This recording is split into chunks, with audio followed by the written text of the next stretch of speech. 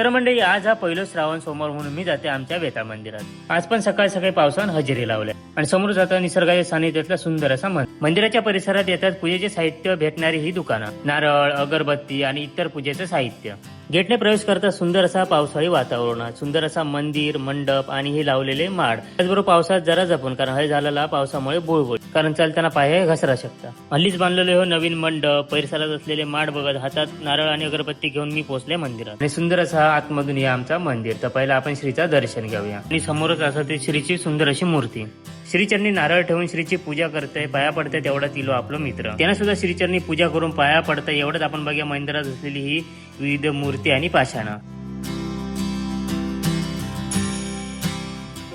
आणि श्रीचरणी तुम्ही यापैकी कुठलेही धार्मिक विधी करू शकता। तर म्हणजे असा निसर्गाच्या सानिध्यात असलेला आमची ग्रामदेवता म्हणजे श्रीदेव वेताळ मंदिर।